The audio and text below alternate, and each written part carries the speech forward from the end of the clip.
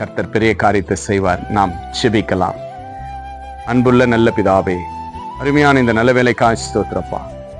கர்த்தர் என்னை காக்கிறவர், அவர் என் பக்கத்தில் எனக்கு நிழலாய் இருக்கிறார் என்று அப்பா பக்தன் சொன்னது போல அப்பா, இதோ உம்முடைய பிள்ளைகள் இந்த நேரத்துல தனிமையில வாழ்ந்து கொண்டிருக்கிற, துக்கப்பட்டு வாழ்ந்திருக்கிற, யாருமே இல்லை என்று அழுது கொண்டிருக்கிற ஒவ்வொரு தேவ பிள்ளைகளுக்கும் இயேசப்பா நீங்க துணையா இருந்து பாதுகாத்து ஆசீர்வதித்து ரட்சிக்கும்படி இயேசுவின் நாமத்தினால் கேட்கிறப்பா. ஆண்டவரே, இஸ்ரவேல் ஜனங்களை மேக ஸ்தம்பமாவும் அக்கினி ஸ்தம்பமாவும் நீங்க வழிநடத்தினீங்கப்பா.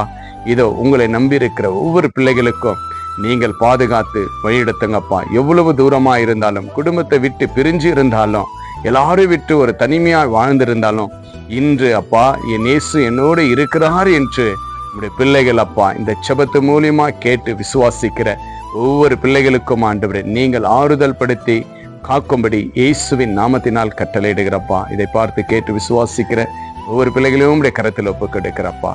பாதுகாத்து கொள்ளுங்க, வழிநடத்துங்க. அப்படியா நீங்கள் பாதுகாத்து வழிநடத்தி ஆசீர்வதித்ததற்காக நன்றி செலுத்துகிறோம்.